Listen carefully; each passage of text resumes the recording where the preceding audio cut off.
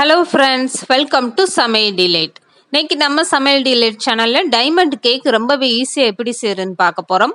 வீடியோக்குள்ளே போகிறதுக்கு முன்னால் நீங்கள் இன்னும் சமையல் டிலைட் சேனலை சப்ஸ்கிரைப் பண்ணலைன்னா மறக்காமல் சப்ஸ்கிரைப் பண்ணுங்கள். ஃபஸ்ட்டு இந்த டைமண்ட் கேக்குக்காக நான் 2 கப் அளவுக்கு மைதா எடுத்திருக்கேன். இந்த 2 கப்பு மைதாவுடைய அளவுன்னு பார்த்தீங்கன்னா 500 கிராம் இருக்கும். இந்த மைதா மாவை ஒரு பாத்திரத்தில் சேர்த்துருங்க. இது கூடவே 250 கிராம் அளவுக்கு நான் சர்க்கரையை பொடி பண்ணி சேர்த்துருக்கேன். சர்க்கரையை இந்த அளவுக்கு நைஸாக பவுட்ரு பண்ணி எடுத்துக்கோங்க. இதுக்கப்புறமா 1/4 ஸ்பூன் அளவுக்கு சோடா மாவு சேர்த்துக்கோங்க. இது கூடவே 1/4 ஸ்பூன் அளவுக்கு ஏலக்காய் பொடி சேர்த்துக்கோங்க. ஏலக்காய் பொடி இல்லைன்னா நீங்கள் ஜீனி கூடயே 4 ஏலக்காய் போட்டு நுணுக்கி எடுத்துக்கோங்க. இது கூடவே கொஞ்சமாக உப்பு சேர்த்துக்கோங்க.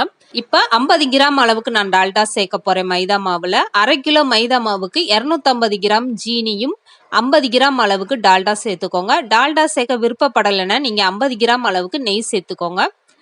சேர்த்துட்டு நல்லா கையை வச்சு மிக்ஸ் பண்ணி விட்டுருங்க. இதுக்கப்புறமா நீங்கள் கொஞ்சம் கொஞ்சமாக தண்ணி சேர்த்துட்டு கலந்து கொடுங்க மாவை. மாவுல நீங்க தண்ணி சேர்க்கும் போது அதிகமான தண்ணி சேர்த்துறாதீங்க. சப்பாத்தி மாவு பிசையும் போது கொஞ்சம் கொஞ்சமா சேர்த்துட்டு பிசைகிற மாதிரி நீங்க தண்ணியை கொஞ்சம் கொஞ்சமா சேர்த்துட்டு மாவு பிசையணும். ஜீனி சேர்த்துருக்கிறதுனால சீக்கிரமே தண்ணி விட ஆரம்பிச்சிரும். அதனால சப்பாத்தி மாவு பதத்துக்கு நீங்க மாவை கொஞ்சம் கொஞ்சமா தண்ணி சேர்த்துட்டு பிசைஞ்சு எடுத்துக்கோங்க. இந்த அளவுக்கு மாவு கெட்டியா இருக்கணும்.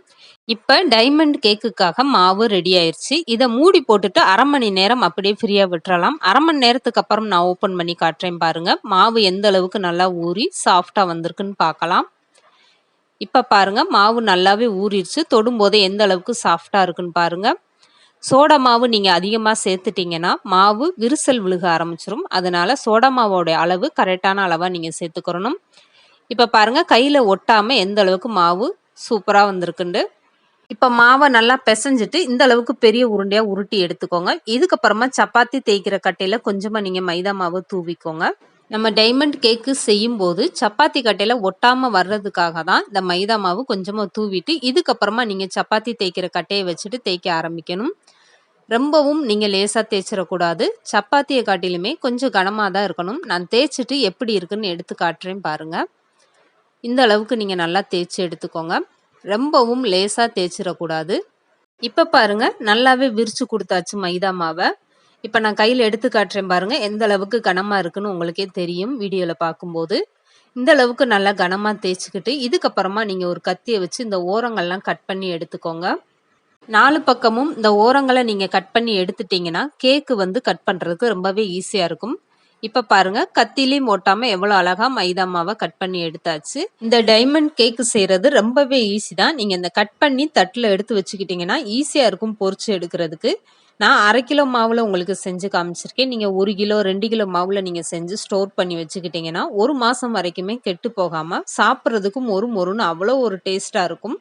1/2 கிலோ மைதா மாவுக்கு 250 கிராம் அளவுக்கு நான் ஜீனி சேர்த்திருக்கேன். நீங்க 1 கிலோ மாவு எடுத்தீங்கன்னா 1/2 கிலோ அளவுக்கு கண்டிப்பா ஜீனி சேர்த்துக்கோங்க. 100 கிராம் அளவுக்கு நெய் சேர்த்துக்கோங்க. 1/2 ஸ்பூன் அளவுக்கு சோடா மாவு எடுத்துக்கோங்க. கேக்கு உங்களுக்கு பர்ஃபெக்டா ரொம்பவே சூப்பரா வரும். இப்ப பாருங்க டைமண்ட் கேக்கு இந்த அளவுக்கு கட் பண்ணி எடுத்துக்கிட்டாச்சு. இப்படி எல்லாமே நீங்க கட் பண்ணி எடுத்து ஒரு தட்டுல போட்டு வச்சுக்கிட்டீங்கன்னா பொரிச்சு எடுக்கும்போது ரொம்பவே ஈஸியா இருக்கும். தட்டுலையும் ஒட்டாம அழகா வரும். இப்ப பாருங்க எல்லாமே கட் பண்ணதுக்கு அப்புறம் நான் ஒரு பீஸ் கையில எடுத்து காட்டுறேன். இந்த அளவுக்கு கேக்கோடைய கனம் இருக்கணும்.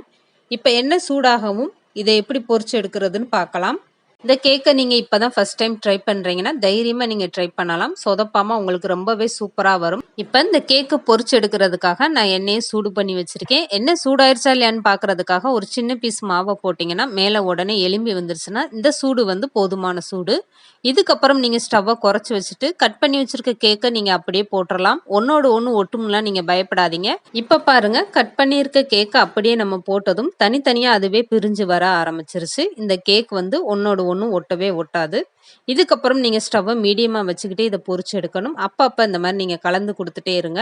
அப்படி இல்லைன்னா ஒரு பக்கம் செவந்தும் இன்னொரு பக்கம் செவக்காமையும் போயிடும். அதனால அப்பப்போ இந்த மாதிரி நீங்கள் கலந்து கொடுத்துட்டே இருக்கணும். இப்போ பாருங்க எண்ணெய் கொதிக்கிறதெல்லாம் நல்லாவே அடங்கிருச்சு. கேக்கும் நல்லா செவந்து வந்துருச்சு. நீங்கள் சூடோடு சாப்பிடும்போது உங்களுக்கு மொறுன்னு இருக்காது. அதனால நீங்கள் இன்னும் கொஞ்சம் வேக விடலான்னு வேக விட்டுறாதீங்க. அப்போ கருகி போயிடும். இப்ப பாருங்க கேக்குல துளி அளவு கூட எண்ணெய் குடிக்காம ரொம்பவே சூப்பரான டைமண்ட் கேக்கு அருமையா ரெடி ஆயிருச்சு.